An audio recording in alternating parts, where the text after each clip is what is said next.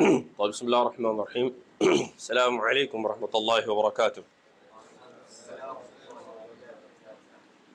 إن الحمد لله نحمده ونستعينه ونستغفره ونتوب إليه ونعوذ بالله من شرور أنفسنا ومن سيئات أعمالنا. من يهده الله فلا مضل له ومن يضلله فلا هادي له. أشهد أن لا إله إلا الله وحده لا شريك له وأشهد أن محمدا عبده ورسوله. قال الله جل وعلا: يا أيها الذين آمنوا اتقوا الله حق تقاته ولا تموتن إلا وأنتم مسلمون. يا أيها الناس اتقوا ربكم الذي خلقكم من نفس واحدة وخلق منها زوجها وبث منهما رجالا كثيرا ونساء واتقوا الله الذي تساءلون به والأرحام إن الله كان عليكم رقيبا. يا أيها الذين آمنوا اتقوا الله وقولوا قولا سديدا يصلح لكم أعمالكم ويغفر لكم ذنوبكم ومن يطع الله ورسوله فقد فاز فوزا عظيما. فإن أصدق الحديث كتاب الله خير الهدي هدي محمد صلى الله عليه وسلم وشر الأمور محدثاتها وكل محدثة في الدين ضلالة وكل ضلالة في النار والعياذ بالله أما بعد. Apa khabar semua? InsyaAllah. Minta maaf atas keterlewatan di dalam sampai ke destinasi kita ni atas beberapa halangan yang tak dapat nak dielakkan. Nah, kita hari ni ada tetamu terhormat ikut sama bersama kami. Maka Alhamdulillah, insyaAllah, moga majlis talabul ilm kita ini terus tambah diberkati oleh Allah Azza wa Jalla. InsyaAllah. Amin ya Rabb. Nah, terima kasih atas kerjasama yang telah sama-sama antum curahkan kerana setia menanti dan setiap detik, setiap saat yang kita habiskan dan kita sisihkan untuk Allah Azza wa Jalla pastinya akan memberikan fadilat yang banyak kepada kita, kerana setiap detik penantian yang kita nantikan tadi, kita masih saja berada di dalam keadaan talabul ilmu, masih saja dalam keadaan menuntut ilmu. Jadi the longer it stretches, the more fadilat, the more virtues, the more pahala, insyaAllah. Amin ya Rabb. Baik, tambah berlengah masa lagi, seperti mana yang kita ketahui bersama bahawasanya kita telah pun selesai daripada fasal yang ke-16 daripada bab akidah. Dan sekarang ini kita berada di fasal yang ke-17, di mana fasal yang ke-17 ini adalah juga merupakan fasal yang terakhir bagi bab akidah kita. Allahumma barik. Nah, bab terakhir dalam bab akidah. So, antum kalau nak cari kat mana, buka fasal akidah, cari bab terakhir, bab ke-17, iaitu mencintai para sahabat, menghargai imam muslimin. Dalam kurung, imam muslimin ni adalah ulama. Dan yang terakhir, mentaati pemimpin. So, kita ada tiga elemen yang berbeza. Yang pertama ialah mencintai para sahabat. Yang kedua ialah menghargai imam muslimin. Imam muslimin maksudnya adalah menghargai para ulama. Dan yang terakhir ialah mentaati pemimpin, iaitu tunduk patuh kepada pemimpin, the ruler who governs us. Nah, maka dia adalah tiga elemen yang terpisah, di mana kita akan sama-sama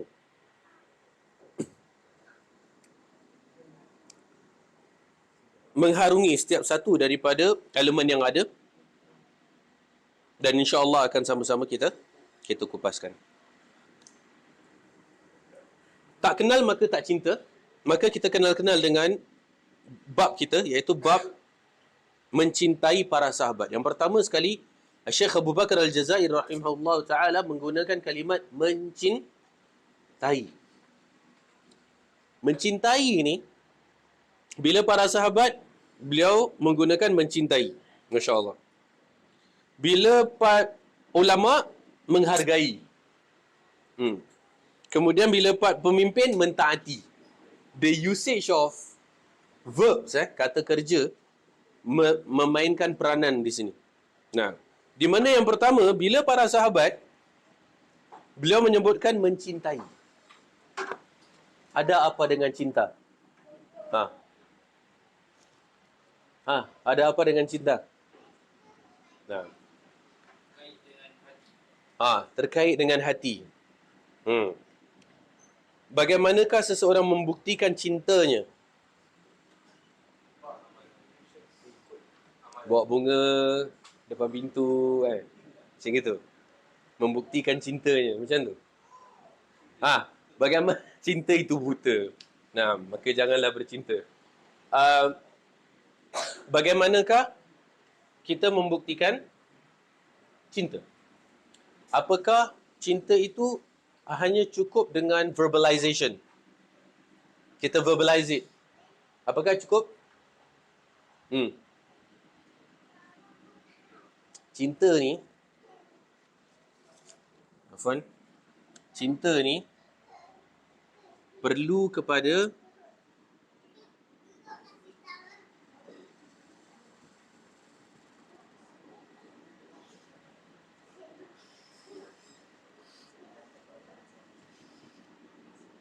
commitment plus sacrifice. Dalam bahasa Melayu, perlu kepada pengabdian dan pengorbanan. Kalau hanya kata cinta di bibir sahaja, maka tak cukup. Ianya perlu kepada pengabdian dan pengorbanan, iaitu commitment dan sacrifices. Bila kita cinta Allah, kita kata kita cinta Allah, maka itu kita mengabdikan diri kita kepada Allah dan juga kita berkorban demi Allah. Bila kita kata kita cinta Rasulullah, maka kita komit kepada Rasulullah sallallahu alaihi wasallam dan juga kita berkorban demi Rasulullah sallallahu alaihi wasallam. Bila kita kata kita cinta ibu bapa kita, bila kita kata kita cinta isteri kita, bila kita kata kita cinta anak-anak kita, apakah hanya di bibir saja? Tak. Ianya perlu kepada commitment dan juga sacrifices. Pasal kalau dia tak ada komitmen, dia jadi cinta monyet. Dia jadi cinta monyet. Cinta ABG. Tahu ABG apa? Siapa tahu ABG apa? It's ABG. Kalau dekat Indonesia dia panggil ABG. ABG. ABG ni cinta anak baru gede. Anak baru gede ni maksudnya budak baru nak membesar. Baru nak besar, dia tengah kira nak venture, dia curious, itu dia panggil cinta ABG. Cinta monyet lah, basically. Tak ada komitmen. Tak ada komitmen. And no sacrifices. Maka kalimat yang digunakan ialah mencintai para sahabat. Masya Allah, tabarakallah. Bila datang kepada para ulama, menghormati. Tak ada istilahnya kewajiban sebagaimana kewajipan kita terhadap para sahabat.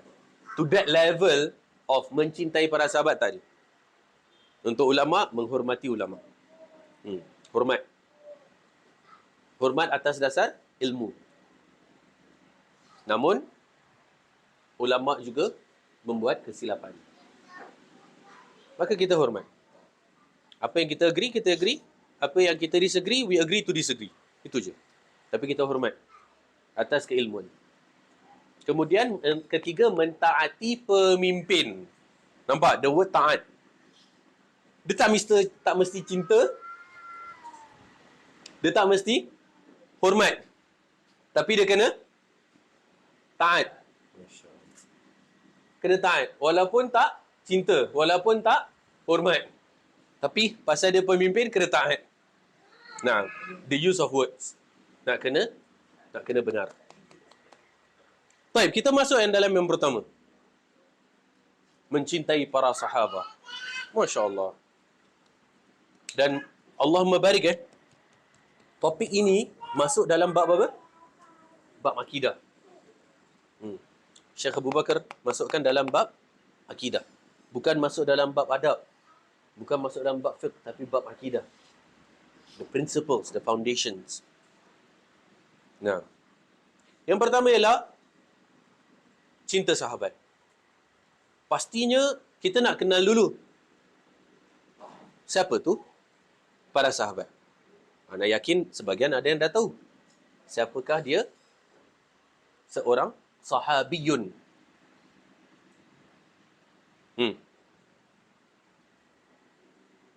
The sahabah ni, para sahabat, dia kalau Nabi panggil ashabi, sahabi, sahabat-sahabatku, sahibi. Siapakah dia? Seorang sahabat. Dia harus memiliki berapa kriteria untuk menjadi seorang sahabat?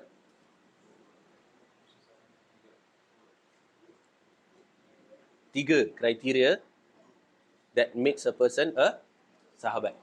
Kalau kurang salah satu kriteria, terus title sahabat hilang. Dia adalah man laqiyan Nabiya sallallahu alaihi wasallam mu'minan bihi wa mata ala dhalik. Tiga.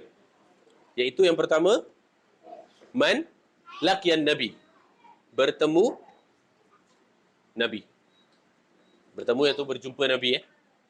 Kedua, beriman pada Nabi.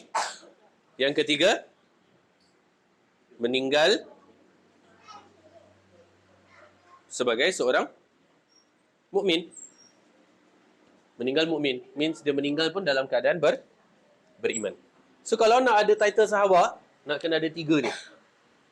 Yang pertama, iaitu dia bertemu dengan Nabi sallallahu alaihi wasallam. And these three, we call it conditions, prerequisites, syarat. Maksudnya dia saling melengkapi antara satu dengan yang lain. Tak cukup dengan satu, dia kena ada tiga-tiga. Kalau kurang satu pun masih kurang. Dia kena ada tiga-tiga. Karena yang pertama, kalau kita lihat bertemu dengan Nabi sallallahu alaihi wasallam. Apakah hanya dengan bertemu dengan Nabi cukup seseorang tu menjadi sahabat? Tak cukup. Pasal apa? Pasal Abu Jahal dengan Abu Lahab pun bertemu Nabi sallallahu alaihi wasallam. Takkan kita cakap Abu Jahal, Abu Lahab sahabat kan? Betul tak? Tak boleh. Yang pertama. Dah bertemu, tak cukup bertemu. Mesti beriman. Sebab tu, that makes Abu Jahal dan Abu Lahab out of the story. Dan bukan hanya itu. Yang ketiga, dia mesti meninggal dalam keadaan beriman kepada Islam, kepada Allah, kepada Nabi. Kerana apa? Kerana ramai yang bertemu Nabi, tapi tak semua beriman dengan Nabi. The likes of Abu Jahal, Abu Lahab, right? Kemudian, ada pula yang dah jumpa Nabi, dah beriman, dah apa semua, tapi tak meninggal dalam keadaan beriman. Maksudnya dia murtad. Lepas tu. Ada tak? Ada. Title sahabat tak? Title sahabat. Tapi murtad. Dan siapa yang kira keluar, that title of sahabat being stripped off of him. Seperti Abu Salamah yang berangkat pergi ke Habasyah. Dia hijrah pergi ke Habasyah. Kemudian dia nampak the life dekat Habasyah, orang minum arak. Dia suka that lifestyle. Akhirnya dia keluar dari Islam. Kemudian ada mani'uz zakah. Siapa tu mani'uz zakah? Orang yang enggan membayar zakat. So kalau mereka pernah jumpa Nabi sallallahu alaihi wasallam di zaman Abu Bakar, jadi setelah Nabi meninggal sallallahu alaihi wasallam, zaman khilafahnya Abu Bakar, ada mani'uz zakat. Orang-orang yang menghalang diri mereka dari membayar zakat. Mereka tak nak bayar zakat. So kalau mereka tak nak bayar zakat, dan Abu Bakar berkata, wallahi la uqatilanna man farraqa baina salati wa zakat. Aku akan perangi orang yang enggan membayar zakat. Maka mereka ini, the fact that Abu Bakar memerangi mereka, menghalalkan darah mereka, proves that mereka darahnya telah halal. Dah terkeluar of the fold of Islam. Maka kalaulah mereka pernah bertemu Nabi pun, maka dia murtad. Orang tu. Siapa yang mani'uz zakah pada ketika itu. Baik. Sekarang question. What if dia beriman and dia meninggal sebagai seorang mukmin, Dia hidup sezaman dengan Nabi SAW, tapi masalahnya dia tak pernah bertemu dengan Nabi. Pasal bertemu ni maksudnya you have physical contact with Nabi. If you're a person who can view, means you've seen the Prophet SAW. Kalau buta, means you have interacted. You have physical contact, pernah jumpa. Tapi ada hamba-hamba Allah yang hidup sezaman dengan Nabi SAW. Dia hidup ketika Nabi hidup, dia beriman dengan Nabi, dia meninggal dalam keadaan mukmin, tapi kesian tak pernah jumpa Nabi. Ada tak? Ada. Dia sahabat ke bukan? Semua. Sahabat ke tak? Sahabat ke tak? Pasal dia hidup sezaman Nabi tau. Maksudnya time Nabi hidup, dia hidup. And dia masuk Islam. And dia meninggal mukmin. Kesian. Macam mana? Nak kasih sahabat ke tak? Nah.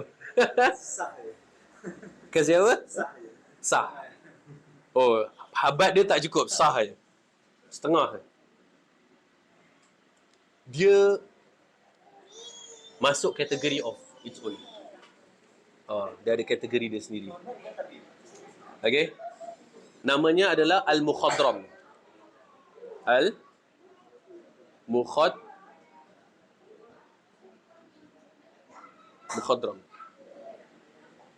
Mukhadram ni ialah orang yang hidup sezaman dengan Nabi SAW.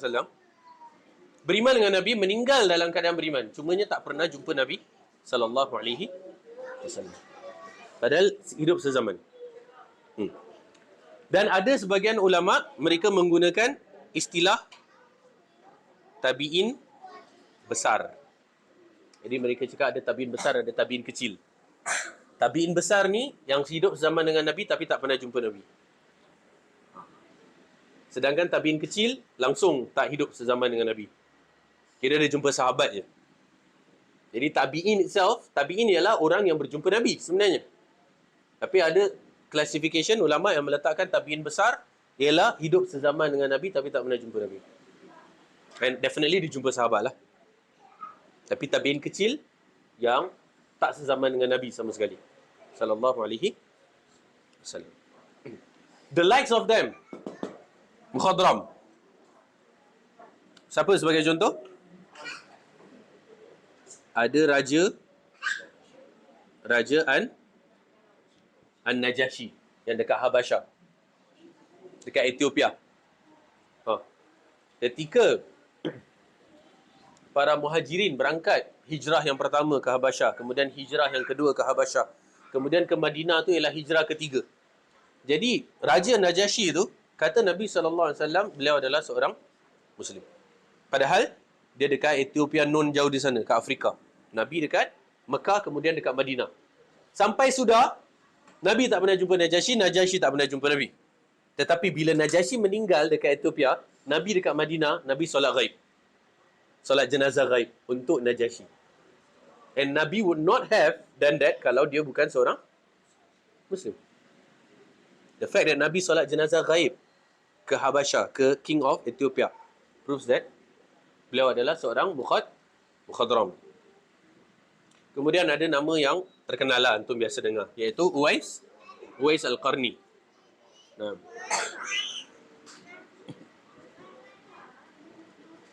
Uwais Al-Qarni. Dia ni pun adalah yang di kelas sebagai seorang mukhadram. Nah, the story of Uwais Al-Qarni antum boleh look up. Nah, ana kalau cerita pasal Uwais nanti the whole time habis untuk Uwais nanti. So antum look up for now.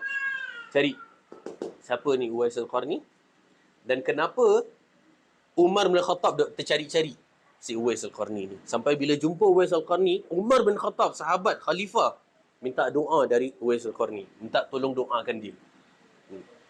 Pasal Nabi dah pesan dah. Kalau kau jumpa Uwais Al-Qarni, kau minta dia doakan untuk kau. Uwais sampai terpinga-pinga. Kau sahabat Nabi, khalifah, Amirul Mukminin, kau minta doa dari aku.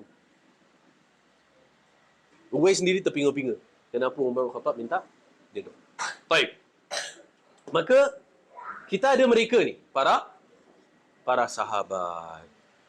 Ridwanullahi alaihim jami'an. Baik. So, kita nak kena cinta sahabat. Fadilat sahabat ni terlalu banyak. Terlalu banyak. Ayat-ayat, hadis-hadis akan banyak. Nanti kita akan go through. Sabda Nabi, la tasubbu ashabi falau anna ahadakum anfaqa mithla uhudin zahaban ma balagha mudda ahadihim wala nasifahu. Janganlah kalian mencela para sahabatku. Kerana jikalau seseorang daripada kalian menginfakkan harta dia sebesar gunung emas, sebesar gunung Uhud berupa emas pun, dia tak akan dapat menyamai infaknya para sahabat walaupun setengah cupak. Kira secekup gandum of sahabat compared to satu gunung emas of Uhud pun takkan cukup. The level of iman that they are at. The level of dedication and commitment and sacrifices yang mereka telah buat. Kita kira istilahnya apa tahu orang cakap, masuk rumah lap kaki je, Islam dah siap. Nah, bayangkan what the Sahaba needed to go through. Nah. Right. Baik. Amsik hada. Para sahabat comes in stages. Nanti kita akan baca dari kitab. Kita akan baca dari kitab. But let us break down the stages of sahabah ridwanullahi alaihim jami'an. Mereka ada kira istilahnya ada martabat di antara mereka. So semua sahabat tu adalah wajib untuk kita cintai. Tak boleh ada satu pun yang kita cela. Dan mereka punya own level. Nah, mereka punya own level. So yang pertama, sebelum Ana masuk dalam sahabat ni, Ana pernah tanya soalan ni. Ana nak tanya lagi, suka untuk Ana nak tanya lagi. Siapakah manusia yang paling mulia setelah Nabi Muhammad sallallahu alaihi wasallam? Ha? Siapa? Siapa manusia yang paling termulia setelah Nabi sallallahu alaihi wasallam? Ana dengar, masih ada. Ana dengar. Ada yang sebut Abu Bakar, kemudian Umar, kan? Kemudian Uthman, kemudian Ali. Nah. So betul tak setelah Nabi Muhammad SAW manusia paling mulia adalah Abu Bakar? Jawapannya kurang tepat. Pasal apa? Pasalnya as far as manusia concern, yang paling mulia setelah Nabi SAW ialah para Nabi dan para Rasul. Nah. Dan yang paling penting ialah Ulul Azmi. Ulul Azmi yang 5. Iaitu Nabi Muhammad, Nabi Nuh, Nabi Ibrahim, Nabi Musa, Nabi Isa. So the first is Nabi Muhammad SAW, the pinnacle. And then followed by Ulul Azmi. The 5 tadi. Kira potong Nabi Muhammad tinggal 4 lah. Nuh, Ibrahim, Musa, Isa. Lepas Ulul Azmi, para Rusul. Messengers. Kemudian baru followed by para Anbiya, Prophets. Apa beza Rasul and Nabi? We ask, apa beza antara a messenger as compared to a prophet? Well, a messenger, dia appointed by Allah Azza wa Jal, and also dia diberikan kitab baru, syariat baru, a new revelation. So dia ada kitab. Dia ada dia punya jurisprudence, dia punya law, dia punya do's and don'ts. Tapi kalau para nabi, they who comes after the messenger, after the rasul, and they only convey the message of the messenger. Dia adalah prophet, dia tak dapat kitab baru. Dia nabi, dia tak dapat kitab baru. So rasul dapat kitab, nabi tak dapat kitab. Nabi dakwahkan kitabnya si rasul. Macam gitu. Segala rasul, nabi, rasul, nabi, rasul. Nabi lagi ramai daripada rasul. Bahkan dalam salah satu riwayat, Abu Dzar pernah bertanya kepada Nabi SAW, berapakah jumlah para nabi dan para rasul? Nabi menjawab berapa?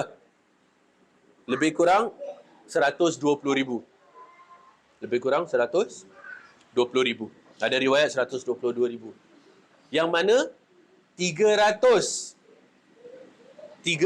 daripada mereka adalah rasul.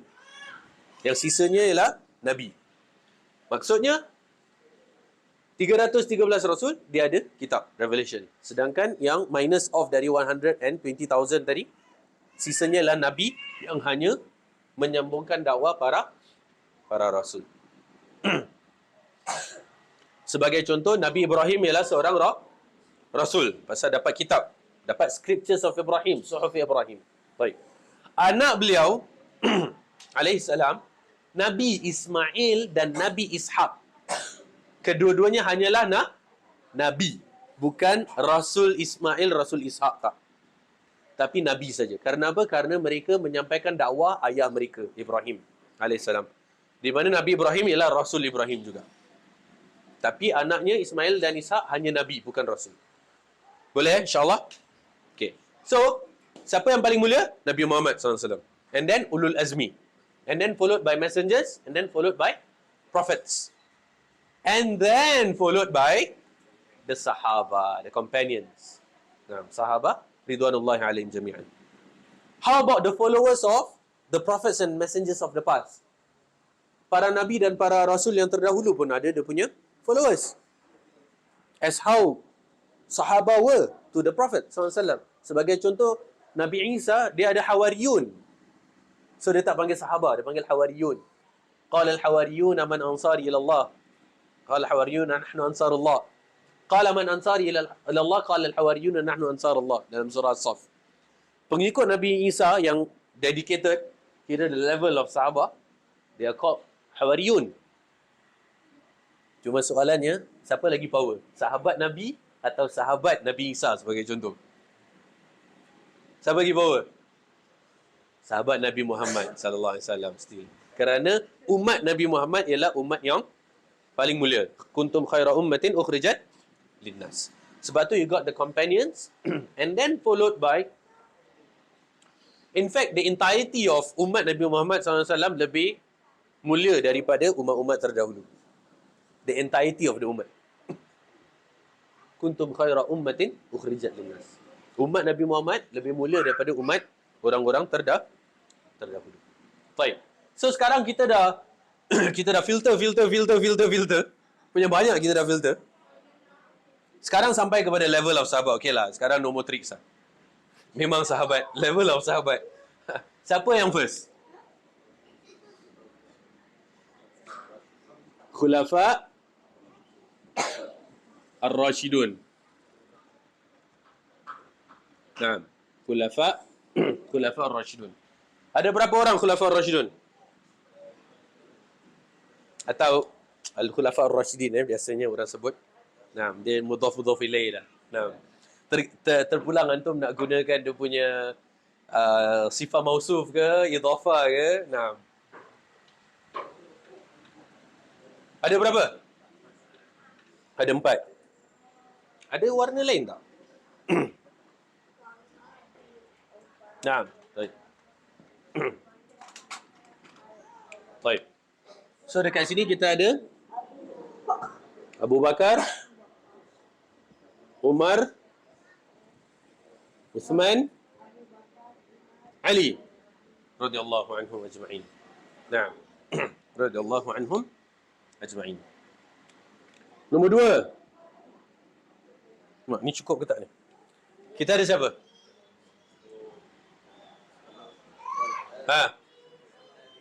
Aywa. Aywa. 10 al-mubashirina bil jannah. 10 sahabat yang telah dijamin masuk syurga tanpa hisab dan tanpa azab. Tak ada kira-kira tau. Mahsyar apa semua tak payah. Tak ada hisab, tak ada judgement. Bila hisab wala azab. No torment, tak ada apa. Shortcut, terus masuk syurga. Ada 10 orang. 10 of whom 4 adalah Khulafa'ur Rashidun. Berarti tinggal 10 dia panggil Mubashirun. Mubashirun bil Jannah. Yang diberi kabar gembira bahawasanya kamu masuk syurga. kamu masuk syurga, kamu masuk syurga. Nabi SAW appoint, one by one. So Nabi cakap Abu Bakar kat syurga, Umar kat syurga, Uthman dekat syurga, Ali dekat syurga. Nabi sebut tau. Kemudian ada siapa lagi? Ada Talha bin Ubaidillah. Kemudian ada Az-Zubair bin Al-Awwam. Tadi siapa sebut? Oh, Masya Allah. Awak hafal kan? Nah, ada Az-Zubair bin Al-Awwam. Kemudian ada Sa'ad ibn Abi Waqqas. Kemudian ada Sa'id ibn Zaid. Kemudian ada Abu Ubaidah. Macam biasa dengar je nama. Abu Ubaidah Amir bin Al-Jarrah nama dia. Dia Abu Ubaidah, nama penuh dia Amir bin Al-Jarrah. Kemudian ada Abdul Rahman ibn Auf. Dah cukup kan?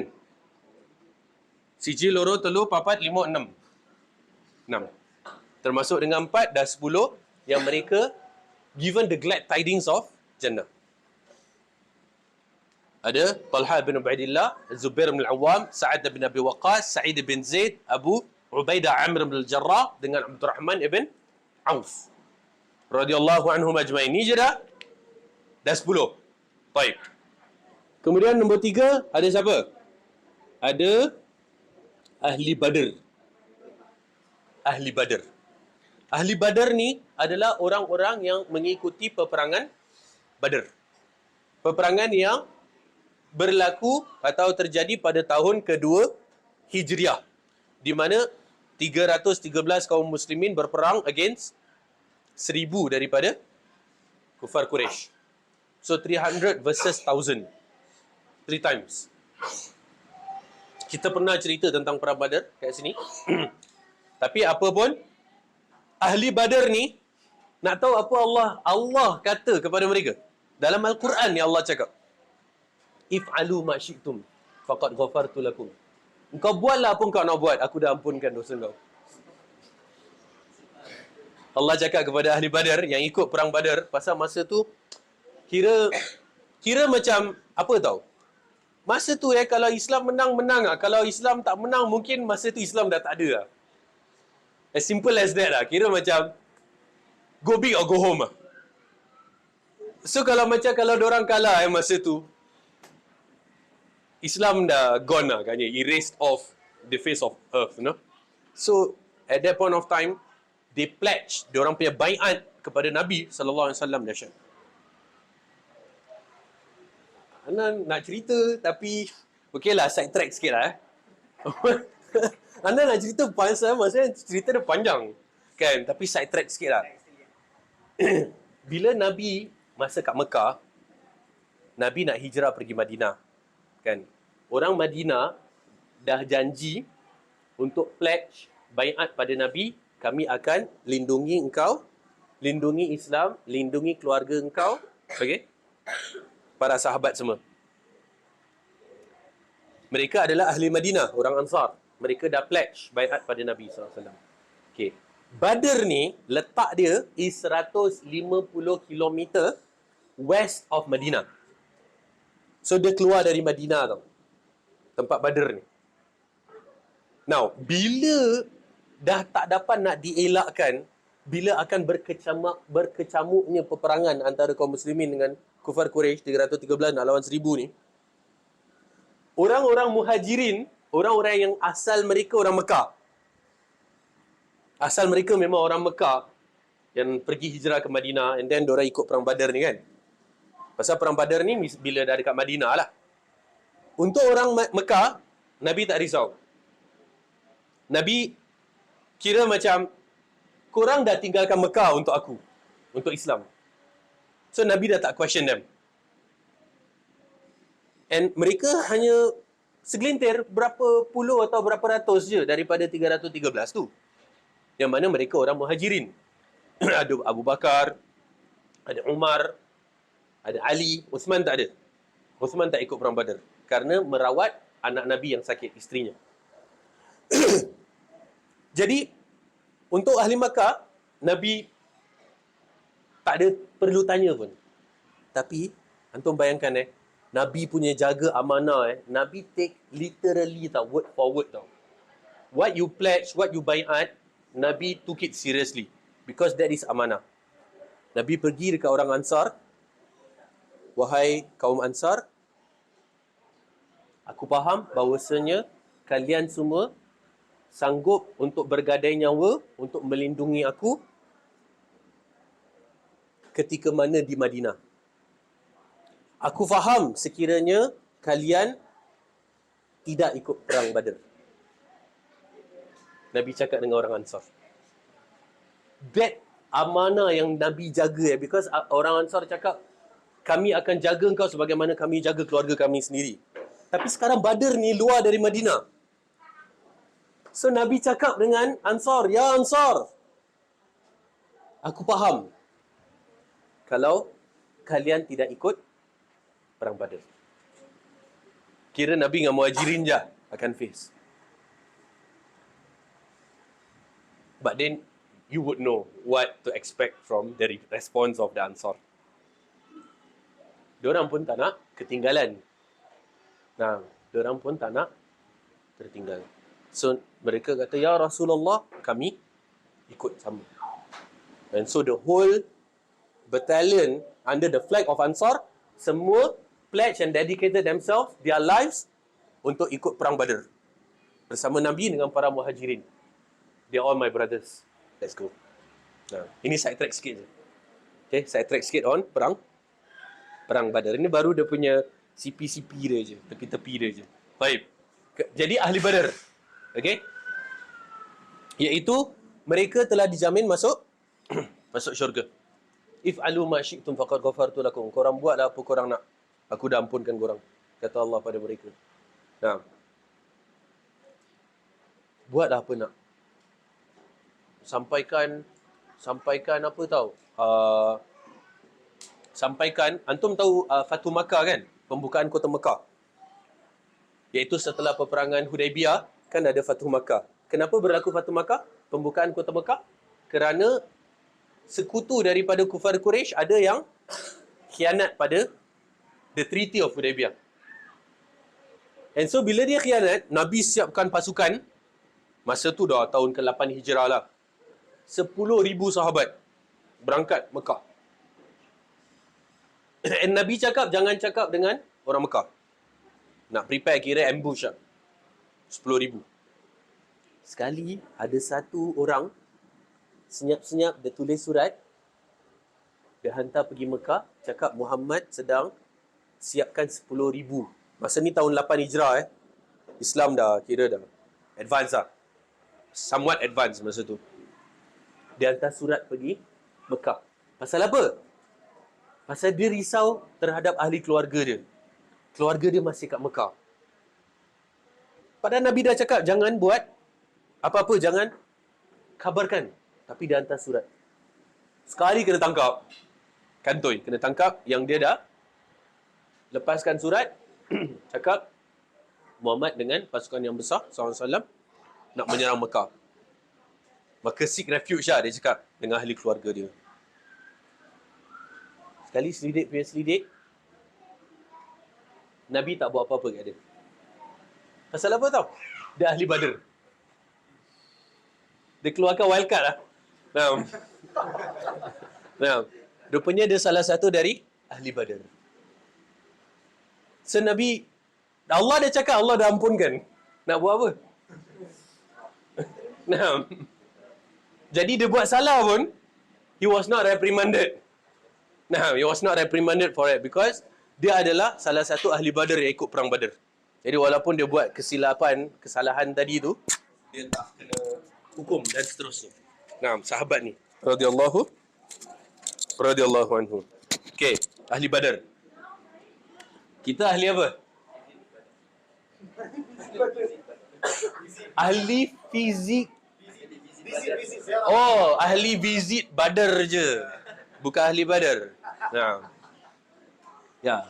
So, Ana sendiri pernah pergi tempat peperangan Badar tu and beri salam kepada syuhada Badar. Mereka yang meninggal syahid di dalam perang Badar tu. Kemudian yang keempat, individuals.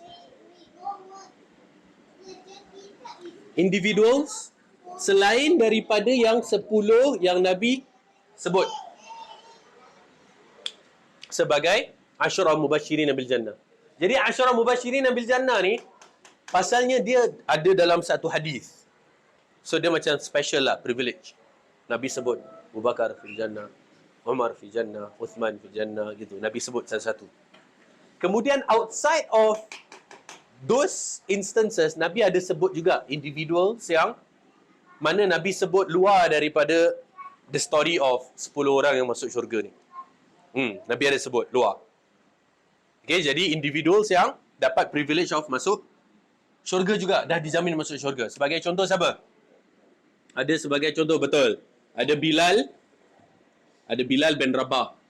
Iaitu Nabi cakap, aku dengar terumpahmu di syurga sedangkan kamu masih di dunia. Kemudian ada siapa? Yang lebih penting lagi ialah Fatimah. Fatimah Zahra, anak Nabi sallallahu alaihi wasallam, serta kedua anaknya iaitu Hasan dan Husain. Jadi Fatimah ni ialah salah satu daripada 4 pemimpin wanita ahli syurga, Sayyidat ahli jannah, iaitu Fatimah Az-Zahra, Khadijah binti Khuwailid, Maryam dan Asia, isterinya Firaun. Ini 4 pemimpin wanita ahli syurga, iaitu Fatimah, Khadijah, isteri Nabi yang pertama binti Khuwailid, kemudian Maryam dan Asia. Jadi bila Nabi sebut tu je, Fatimah dah confirm lah. Tapi those were the mentioning were outside. Okay, was outside of the moment of those 10 people. Nah. Kemudian ada siapa lain lagi? Ada Ukasha. Ada Ukasha. Pernah dengar ceritanya Ukasha? Pernah dengar tentang sahabat Nabi namanya Ukasha? Nabi sebut sabaqaka Ukasha. Wah, Masya Allah. Ceritanya Ukasha ni, cerita lagi. Kita CP-CP lagi. Kita bagi CP-CP. Okay. So, ada ketika Nabi SAW sudah menginjak umur dewasa. Okay, Nabi meninggal umur 63. Nabi meninggal umur 63. Masa tu Nabi kira dah ada tanda-tanda lah yang maut itu akan mendekati beliau. Ajal dah mendekati beliau sallallahu alaihi wasallam. Beliau berkata kepada para sahabat, wahai para sahabat sekalian, jikalau ada sebahagian daripada kalian yang merasakan bahawasanya aku pernah melakukan kezaliman pada diri dia, maka come forward and claim it from me. Kalau aku ada buat apa-apa zalim dekat kau datang and claim. Nabi dah lah tengah dalam keadaan yang istilahnya dah uzur lah. Dah sakit-sakit. Pasal Nabi juga meninggal di antaranya adalah kerana sebab racun. Racun di dalam peperangan Khaybar, ada seorang wanita Yahudi, dia masak daging, dia letak racun, Nabi makan. Ada sahabat lain makan juga. Sahabat meninggal. Tapi Rasul tak meninggal, SAW. Because Rasul kuat. Nah, SAW. Sahabat lain meninggal. Terus meninggal. Begitu kuatnya racunnya wanita Yahudi tu dekat Khaybar. So, tu di antara sebab jugalah. Tapi apa pun Allah yang menentukan ajal. So, beliau bersabda, siapa yang ada nak menuntut hak dia, silakan. Antum bayangkan, bila Nabi cakap macam tu, ada ke yang sampai hati untuk nak menuntut hak dengan Nabi macam tu? Ada ke? Nabi dah lah tengah sakit, tengah gitu kan. Semua macam sedih lagi ada lah. Sekali ada satu ni, dia angkat tangan, ana ya Rasulullah. Semua macam, like, really? Kau nak tuntut dari Nabi? Yang sahabat lain semua macam, like, come on lah. Macam, Nabi dah macam gini, kau nak tuntut daripada Nabi. Ana ya Rasulullah, kata dia. Taib, apa klaim kau? Dia cakap, pada suatu peperangan, ada suatu ketika mana engkau memerintahkan kami untuk al-istifaf, iaitu untuk bersaf. Aku terkeluar saf. Kemudian kau datang dan kau pukul aku. Kau pukul badan aku, suruh masuk dalam saf. Kira bukanlah pukul rembat tak, tapi Nabi macam masuk. Kira biar nampak strong tau. Pasal Allah suka. Inna Allah yuhibbul ladzina yuqatiluna fi sabilihi saffan ka'annahum bunyanun marsus. Mereka yang berperang di jalan Allah di dalam satu barisan bagaikan sebuah fortress. Kira nampak. Rather than berkecah-kecah kan. Tapi macam kita solat kan nampak unity. Nampak kuat. So Nabi cuma gitu je, bukan rembat tak. Nabi just macam okay, saf gitu. So Ukasha ni cakap, engkau pernah pukul aku ya Rasulullah. So sekarang aku nak tuntut. Sahabat yang lain semua be like, okay, fine. Kan? Imagine that. Sahabat lain dari standby katnya. Dia ni mau nak kena juga kan. So dibawakannya kayu Nabi yang Nabi pakailah untuk saf. Okay, dekat mana aku pukul kau? Kan? Tapi ya Rasulullah, masa kau pukul aku masa tu bare flesh. Maksudnya tak ada baju dekat bahagian tu. Kira aku tak berpakaian lah dekat bahagian tu. So kira kan kalau aku pukul engkau sekarang tengah pakai baju, tak fair. So dia punya cushion, absorb. Kan? Masa tu aku bare. Badan aku tersingkap pada ketika itu, ketika engkau pukul. So kena tu kat daging, bukan dekat baju. So like macam, so kau nak apa lah kan macam itu kan. Okay, so but then Nabi SAW, gentleman, okay fine. Nabi pun singkap bahagian yang memang patut untuk tersingkap lah. Sahabat yang lain semua macam dah standby, ni Ukasha ni siap lah. Sekali, lepas tu dia buat apa? Dia pukul Nabi. Dia tak pukul Nabi SAW, tapi dia peluk Nabi SAW. Dia peluk Nabi SAW. Ya Rasulullah, aku sebenarnya cuma inginkan agar kulitku bersentuhan dengan kulitmu, ya Rasulullah. Dia cuma nak minta tu je.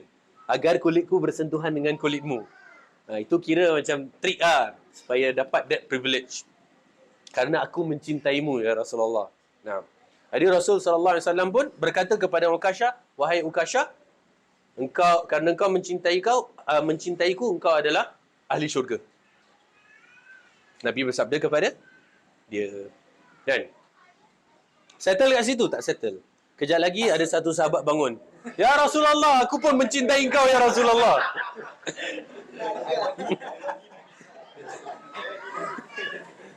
Ya Rasulullah, aku pun nak juga. Ya Rasulullah, aku pun mencintai kau ya Rasulullah. Kan? Nabi cakap apa tau? Sabaqaka Ukasha. Afwan, Ukasha telah mendahuluimu. Ya dah tutup lah. Ukasha sudah mendahuluimu. He competed you. He raised you to it. So macam dah tutup lah. Satu je. Nah, kira buka kan? Masuk, tutup. Sabaqaka Ukasha. Ni hadis ni pun famous. Ukasha telah mendahuluimu, kata Nabi sallallahu alaihi wasallam. Nah, so these are some of the individuals among many other individuals sebenarnya. Okay? And then nombor 5 kita ada apa? Kita ada sahabat Bai'atur Ridwan. Nah, sahabat Bai'atur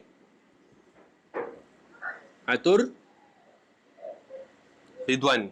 Oh, ni each and one ni ada cerita dia sebenarnya. Bai'atur Ridwan ni adalah jam tu rosak. Baik. Bai'atur Ridwan berlaku pada tahun ke-6 Hijrah. So, pada tahun ke-5 Hijrah berlaku sebuah peperangan yang bernama Perang Al-Ahzab atau Perang Khandaq. Di mana kufar Quraisy berjumlah 12,000, mereka datang ke Madinah, mereka nak serang kaum muslimin. Dan masa tu sekutu-sekutu mereka semua datang, Bani Ghatafan dan apa, orang Yahudi pun musuh dan selimut, apa semualah. Perang kelima, perang Khandaq atau perang Ahzab. Bila habis perang Khandaq atau Ahzab ni, tahun kelima, Nabi dapat mimpi bahawasanya Nabi berangkat umrah. And so Nabi panggil para sahabat, siapa yang nak ikut aku pergi umrah? Maka mereka pun berangkat dengan membawa unta-unta sembelihan. Nah, berapa orang? Mereka berjumlahkan 1,400 orang. Dari Madinah, berangkat pergi ke Mekah untuk nak melaksanakan ibadah umrah. Tahun berapa? Tahun ke-6 Hijrah. Just right after perang Khandaq atau perang Ahzab. So, 1,400 orang ni, mereka tak bawa, kira bukan pakai baju besi ke, bukan bawa senjata perang ke apa ke, tak. Tapi bawa pedang untuk self-defense je lah. Bawa self-defense, berangkat 1,400 ke Mekah. Dalam mana mereka berangkat nak buat umrah, which was right after perang Khandaq, kufar Quraisy ni dengar khabar bahawasanya kaum muslimin nak datang ke Mekah. Takkanlah diorang nak buat umrah? Kita baru je attack diorang a few months ago. Perang Khandaq, perang Ahzab. Mustahil kalau dia datang nak umrah. Itu tipu muslihat je katanya. So, Quraisy pun dah kancong jugalah kan. Nah, at last kufar Quraisy siapkan pasukan 3,000 orang. 3,000 orang berangkat, keluar daripada Mekah, keluar daripada Tanah Haram. Mereka kena cepat-cepat keluar Tanah Haram. Pasal apa tau? Pasal, kalau Nabi dan para sahabat dah masuk Tanah Haram, kufar Quraisy dah tak boleh perang dengan Nabi SAW. Pasal dalam Tanah Haram, tak boleh berperang. Kalau kufar Quraisy attack Muslim, sedangkan mereka sudah berada di dalam the border of Haram area, the Haram area yang dekat Mekah, jangan kata kaum Muslimin, orang Arab yang tak ada kena-mengena pun akan attack Quraisy. Pasal tak boleh. It's forbidden untuk ada perang dekat Tanah Haram. Orang suku Quraisy yang bukan Muslim pun akan attack Quraisy. Kira itu memang sebuah sacred punya understanding amongst all. Jadi sebab tu kufar Quraisy keluar. Nabi SAW dapat tahu kufar Quraisy dah keluar 3,000 orang. Jadi Nabi tanya para sahabat, siapa tahu ada jalan yang tak mesti ikut jalan utama. Not the main road to Mekah. Kita jalan masuk Mekah cara lain. So ada satu sahabat ni, aku tahu ya Rasulullah. Okay, fine. So akhirnya berpusing-pusing, berputak-putak. Kan? Kalau ini Madinah, ini Mekah, ini 400 kilo ni. Okay, 400 kilometers. Sahabat ni bawa pergi jalan, kira dah sampai satu area, mereka lari. Sampailah ke suatu tempat dekat the west of Mekah. Tempat ni nama dia Hudaybiyah. Yang kelakarnya cerita dekat Hudaybiyah ni, bila dah sampai, ini kira the border of Haram, safe zone tau, this line. Masuk je, terus kufar Quraisy tak boleh attack. Terus tak boleh attack. Tapi, just one more step untuk masuk, unta Nabi SAW, unta Nabi, duduk. Tak nak jalan. Duduk. Tak nak berganjak. Padahal one more step, dia duduk. Suruh bangun, suruh jalan, tak nak. Suruh bangun, suruh jalan, tak nak. Dia duduk diam je. So, mereka tak masuk-masuk, padahal one more step. Sahabat semua sampai cakap, jangan unta ni kena penyakit. Dia ada sakit ke apa ke. Kita masuklah ya Rasulullah. Nabi cakap jangan. Kerana zat yang menahan unta ni daripada bangun adalah zat yang sama yang menahan Abraha daripada attack Mekah. Iaitu Allah Azza wa Jalla. Nah. Okay, the same. Yang menghalang Abraha attack Mekah, inilah. Sekarang unta ni tak boleh bangun. So Nabi tak nak paksa. Okay lah, unta tak masuk, kita jalan lah. No, it's a sign. So at last mereka set a camp dekat Hudaybiyah tadi, west of Mekah. Sampaikan yang kufar Quraisy yang 3,000 tadi, diorang cari-cari Nabi tak jumpa kan dengan para sahabat 1,400. Rupanya diorang dapat khabar Nabi dah dekat border of haram area, dah nak masuk. So diorang pun kalang kabut patah balik. Patah balik, cari, pergi dekat tempat Hudaibiyah, jumpa. Tapi diorang pun pelik. Kenapa kau tak masuk? Pasal kalau nak ikutkan, diorang boleh attack. Because it's outside of haram area. Kan? Kenapa tak masuk? Quraisy pun pelik. Kenapa tak masuk? At last, apa pun, berlaku negotiation antara Nabi SAW dan Quraisy Mekah, kufar Quraisy. Negotiate. Banyak, ramai orang pergi balik. Tak dan. Diorang semua tanya Nabi, "Ya Muhammad, kau datang nak apa?" Kita datang nak umrah. Ya ke? Habis yang pedang-pedang tu, yang tergantung-gantung dekat unta-unta tu, itu adalah untuk self-defense. Setiap musafir yang jalan di padang pasir pasti ada senjata. Ada pirates ke, ada binatang buas ke atau apa, self-defense. Nah, apa bukti kau nak umrah? Tengok ni, ada hewan korban. Kan? Ada unta. Unta-unta ni memang telah dihiasi untuk hewan korban. Dan adat orang Arab ni, kalau dah ada hewan korban, aib kalau tak jadi sembelih. Korang boleh nampak ni, ada hewan korban dah siap. So, tapi kufar Quraisy macam fishy. Macam, kita baru je perang. Kan? Hari kau datang nak buat umrah. Macam, diorang takut nanti Nabi masuk Mekah, sekali lah kau. Kan? Pergi attack orang Mekah misalnya. So, akhirnya tak dan. Negotiation tak dapat. Sampailah suatu ketika, Nabi SAW mengatakan, aku ingin mengutus Umar bin Khattab radhiyallahu an pergi ke Mekah untuk berjumpa dengan Abu Sufyan, the leader of Mekah Quraisy. Pasal sekarang yang tinggal hanya Abu Sufyan yang the elders. Abu Jahal, Abu Lahab dah gone. Abu Jahal dalam perang Badar dah mati. Abu Lahab dekat Mekah dia mati. Dia tak mati dalam perang Badar, dia mati kat Mekah. So yang kira the elders, yang respected one is Abu Sufyan. So Nabi nak hantar Umar bin Khattab radhiyallahu anhu, karena Umar ni memang dari zaman jahiliah dekat Mekah dulu, dia adalah ambassador of Quraisy. Dia eloquent. Okay, dia bagus dalam negotiate. So Umar bin Khattab cakap dengan Nabi, "Ya Rasulullah, engkau nak hantar aku ke Abu Sufyan.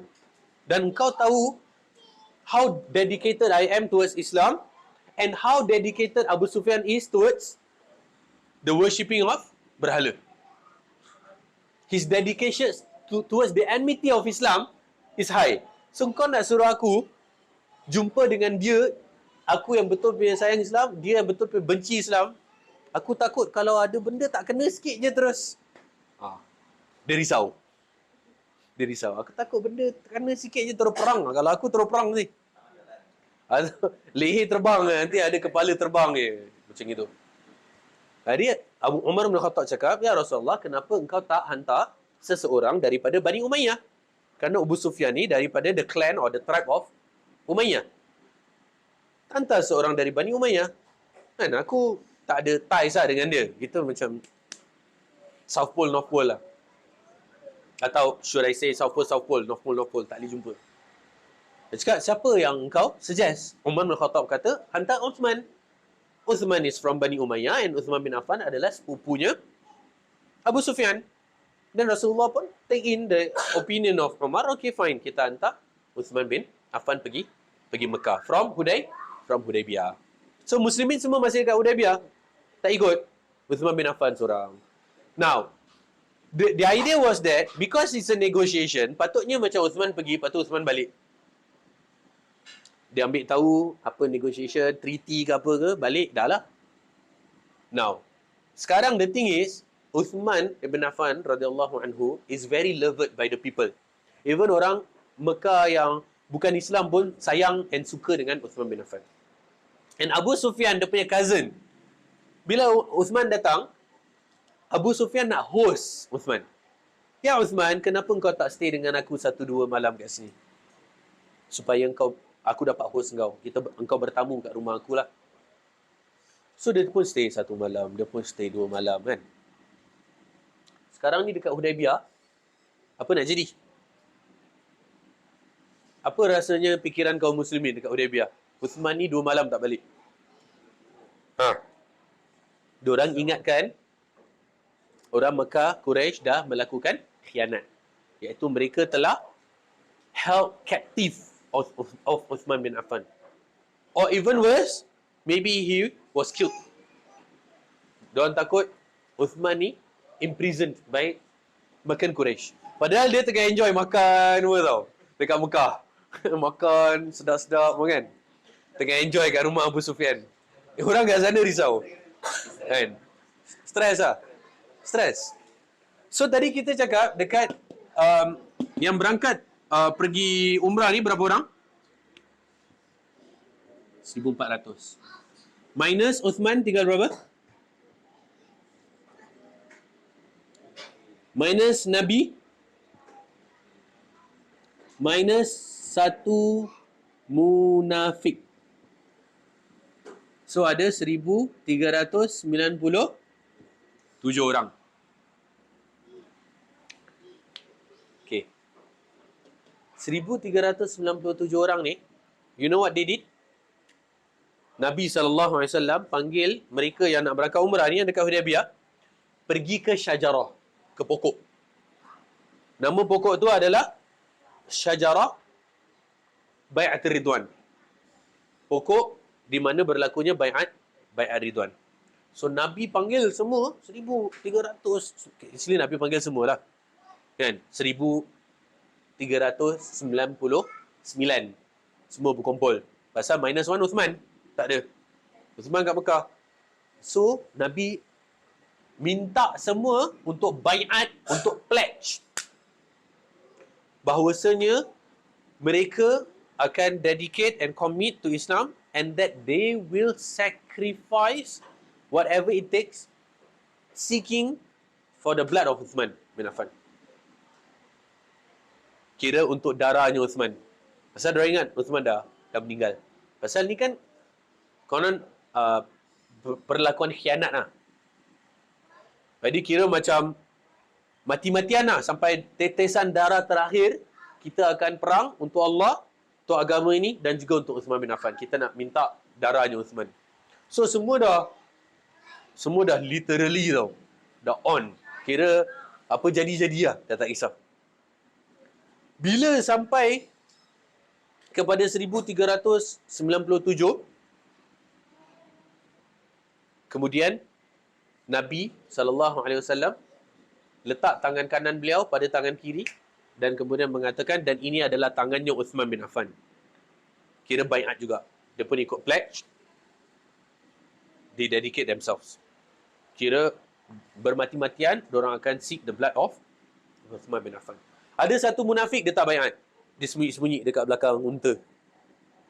Dia datang kira untuk spy. Dia Nabi tahu. Nabi tahu. So the key is that Nabi kemudian sebut semua yang bai'at di Bai'atul Ridwan masuk syurga, kata Nabi SAW. So that's the key now. Yang nombor 5 ni, iaitu ahli Bai'atul Ridwan, mereka semua masuk syurga, kata Nabi SAW. Kecuali pemilik unta merah. Si munafik tu lah. Nabi sebut. Nabi point out, kecuali si pemilik unta merah tu. But otherwise, semua ni bai'at. Bila kufar Quraisy nampak yang Muslim dah betul kira dah macam kamikaze tau. Diorang dah whatever it takes lah kan. Terus diorang baru sibuk nak buat treaty. Nak buat perjanjian damai yang dinamakan dengan Sulhul Hudaibiyah, the Treaty of Hudaibiyah. Iaitu Muslim tahun ni tak boleh buat umrah. Datang umrah next year. Nanti kalau datang umrah next year, boleh duduk dekat Mekah 3 hari je. Tak boleh lebih.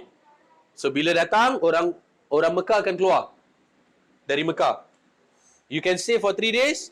Lepas tu you are to exit Mekah. Then orang Mekah akan balik semula ke Mekah.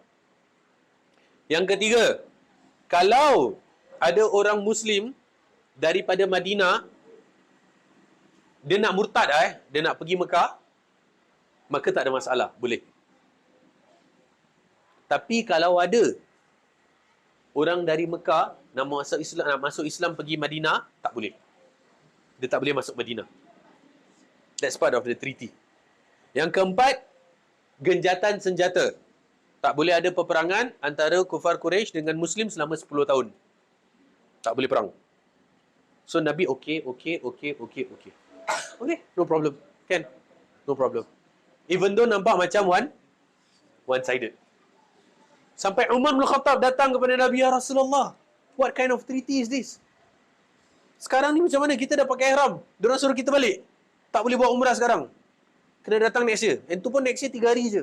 Lepas tu Muslim tak boleh pergi Mekah. Boleh pergi Mekah, tapi yang Mekah tak boleh pergi Madinah. Kemudian 10 tahun, ni apa ni? Sampai Umar bin Khattab cakap apa tau? I never doubted the Prophet once in my life except for that Treaty of Hudaybiyah. Umar bin Khattab cakap, aku tak pernah ragu pun terhadap kerasulan Nabi Muhammad SAW kecuali pada hari Sulh Hudaybiyah tu. Tapi it's called a manifest victory. Iaitu sebuah kemenangan yang tertundakan. Kerana nampak macam one-sided. Tapi guess what? Banyak kebaikan daripada Treaty of Hudaybiyah tadi.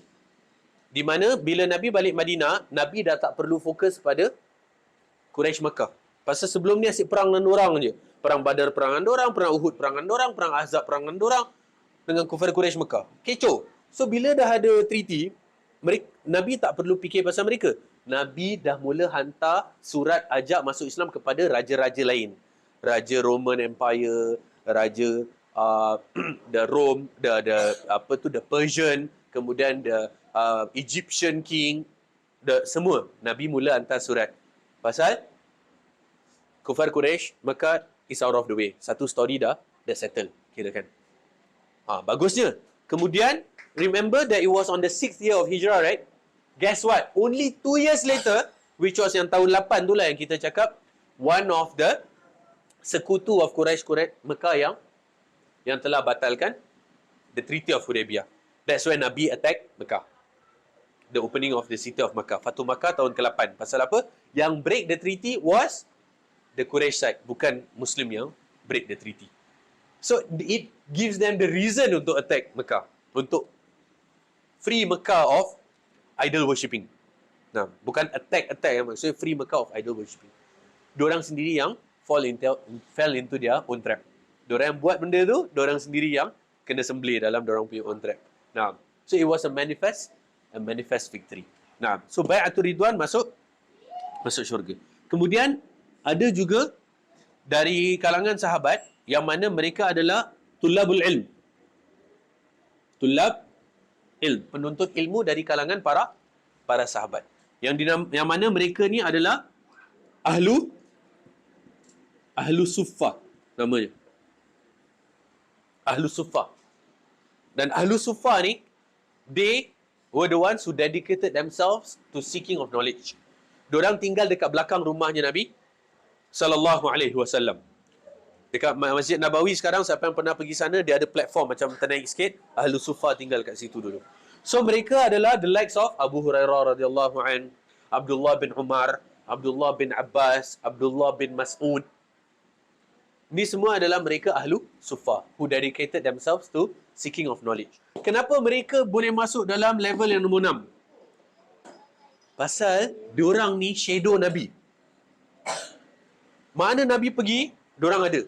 Nabi keluar rumah je, muka diorang tercongok. Diorang akan ikut Nabi ke mana-mana, sampai Nabi nak masuk rumah, baru diorang balik ke ahlu suffah. Dan walaupun Nabi keluar je, muka diorang lagi. So diorang macam ikut tau. Ikut gitu. Shadow Nabi. Di Abu Hurairah, Ibnu Umar, Ibnu Abbas, Ibnu Mas'ud ni semua. Radhiyallahu anhum ajma'in.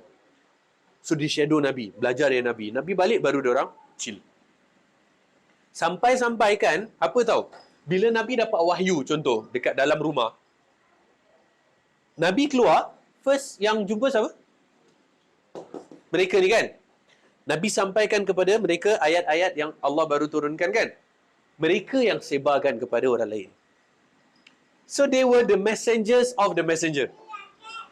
Si dorang punya Kira level nombor 6 lah. Tulabul ilm, messengers of the messenger. Nabi keluar je, sampaikan ayat-ayat pada mereka, mereka yang sebarkan kepada orang lain. That was how close they were to the Prophet sallallahu alaihi wasallam. Kemudian nombor 7 ialah orang yang intense jumpa Nabi sallallahu alaihi wasallam. Sebagai contoh, solat 5 waktu. Every time 5 waktu dia akan ada. Every time ada majlis ilmu dia akan ada. Kira dia kerap. Walaupun dia tak macam yang nombor 6, tapi dia kerap ada. 5 waktu je dia mesti ada dengan Nabi. Dia intense, intensif. Okay, tapi walaupun tak sampai ke level of number 6, tapi dia intensif. Kemudian yang nombor 8 ialah orang yang, atau sahabat yang solat Jumaat dengan Nabi. Means at least seminggu sekali dia jumpa Nabi sallallahu alaihi wasallam. Pasal apa? Pasal dia tinggal jauh. Dia tinggal jauh dekat kira kampung-kampung, orang Badui lah apa dia semua kan. At least once a week dia mesti jumpa Nabi. So tu dia punya level. Once a week mesti jumpa Nabi sallallahu alaihi wasallam. Setiap Jumaat. Nah. Kemudian yang nombor 9 iaitu orang yang ikut perang. Setiap kali ada peperangan dia ada. Jadi dia tak tinggal kat, dia pun tak sampai kepada yang macam orang nombor 8. Solat 5 waktu ada. Tak. Mungkin dia solat dekat masjid kampung dia. Tapi, setiap perang dia ada. Dijumpa Nabi SAW ketika berperang. Kemudian last but not least. Yang nombor 10. Sekali seumur hidup. Sekali seumur hidup. Iaitu dalam seumur hidup Nabi SAW, dia pernah jumpa Nabi sekali je. Lepas sudah, tak pernah jumpa lagi. Sampailah Nabi meninggal. Itu kira the last of the level of sahabat dah. Dia pernah jumpa sekali je. Tu. This is somewhat the arrangement or the level of virtues of the companions of the Prophet sallallahu alaihi wasallam. Kita kalau dapat yang ini CP-CP pun tak kisah sebenarnya. 1 minit pun jadi ya. Kalau dapat yang nombor 10. Bertemu Nabi kena sezaman. Kalau habis dekat ni yang bagak.